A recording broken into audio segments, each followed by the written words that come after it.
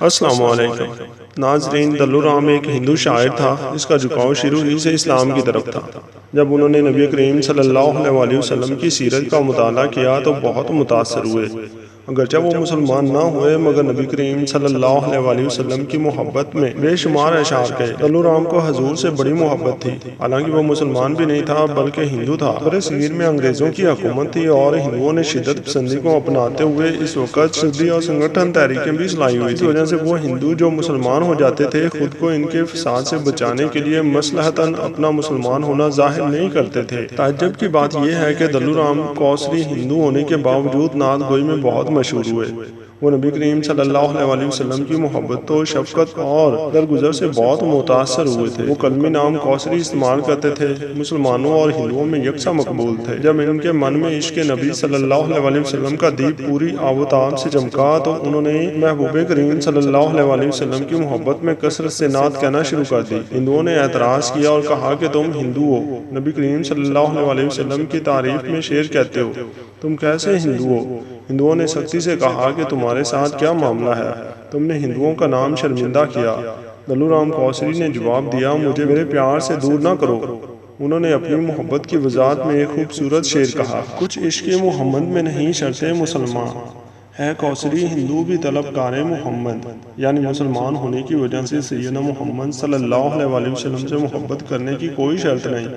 کوسری ہندو ہو کر بھی سیدنا محمد صلی اللہ علیہ وسلم کی محبت کا طلبگار ہے۔ دلورام کوسری بیمار ہو کر بستر مرگ پر پہنچ گئے۔ اخبارات اور رسائل کے ذریعے بھارت بھر میں ایک خراب صحت کی خبر پھیل گئی۔ 28 دسمبر 1918 میں صبح آن پہنچی کہ عاشق رسول صلی اللہ علیہ وسلم شدید تکلیف اور بیماری میں تھے۔ ان سے محبت و عقیدت رکھنے والوں نے انہیں گھیرا ہوا تھا اور لوگوں کی ایک بہت بڑی تعداد ان کے گرد جمع تھی۔ سارے حاضرین بہت حیران تھے کہ وہ مسلسل دروازے کی طرف دیکھے جا رہے تھے جیسے کسی کا انتظار کر رہے ہوں۔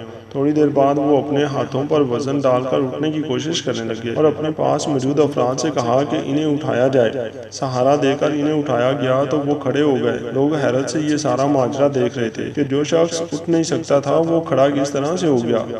دلورام اب دیدہ ہو گئے اور روتے ہوئے کہنے لگے کہ ساری عمر جس کی تعریف کی ہے وہ آ رہے ہیں۔ سیدہ فاطمہ سلام علیہا کے مبارک والد آ گئے ہیں، حالانکہ میں نے ان کے مذہب کو قبول بھی نہیں کیا۔ یہ میرے محبوب صلی اللہ علیہ وسلم کیسے کمال کے ہیں جو میری تکلیف میں راحت کا سماں بن کے آئے ہیں۔ لوگ حیرت میں مبتلا تھے کہ دلورام ایک نہ نظر آنے والی شخصیت سے محو گفتگو ہیں اور ساری دنیا سے بے نیاز ہو گئے ہیں۔ دلورام مسلسل روتے رہے اور گفتگو کرتے رہے، پھر با-آواز بلند کلمہ شہادت کی تلاوت کی، پھر کہنے لگے، میرے آقا صلی اللہ علیہ وسلم نے مجھے کلمہ سکھایا، اب آپ ہی مجھے اپنی پسند کا ایک مسلم نام بھی عطا فرما دیں۔ میں محسوس کر سکتا ہوں کہ موت کا فرشتہ تقریباً مجھ پہ حاوی ہو رہا ہے۔ پھر دلورام نے لوگوں کو با-آواز بلند کہا کہ مجھے سرکار دو عالم صلی اللہ علیہ وسلم نے کوثر علی کوثر کا نام دیا ہے۔ بس یہ کہنا تھا کہ چند لمحے پہلے دلورام تھا، کوثر علی کوثر بن گیا اور ان کی روح پرواز کر گئی۔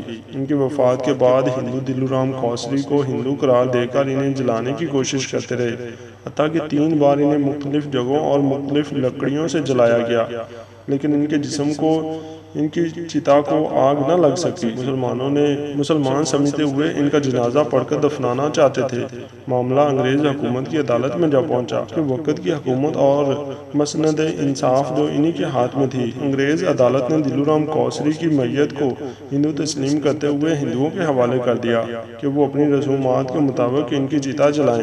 کہا جاتا ہے کہ ہندوؤں نے دلورام کوسری کی میت کو اپنی طرف سے جلانے کی پرزور کوشش کی مگر آگ لکڑیوں کو نہ لگی اور انہوں نے ان کی میت کو آخر تھک ہار کر ہندوؤں نے انہیں مسلمانوں کے حوالے کر دیا۔ مسلمانوں نے دلورام کوسری کی میت کو غسل دیا اور ان کا جنازہ پڑھ کر انہیں باعزت طریقے سے دفنا دیا۔ انہیں لاہور میں سپرد خاک کر دیا گیا۔ بے شک عشق مصطفیٰ انسان کو ڈوبنے نہیں دیتا۔ ہمیں الحمدللہ عاشق رسول ہونا چاہیے۔ ہمیں تو درود شریف کی صورت میں اللہ نے اتنا پیارا تحفہ دیا ہے، اگر ہم کثرت سے سرکار دو عالم صلی اللہ علیہ وسلم پر درود شریف پڑھتے رہیں تو ہماری ہر مصیبت ٹل جائے گی، ہر پریشانی دور ہو جائے گی۔ ناظرین، اگر زندگی میں پریشانیاں، دکھ اور تکلیفیں ہیں تو درود شریف کا کثرت سے ورد کریں۔ آپ خود حیران رہ جائیں گے کہ اللہ کیسے آپ کی تمام مشکلات کو ختم کر دے گا۔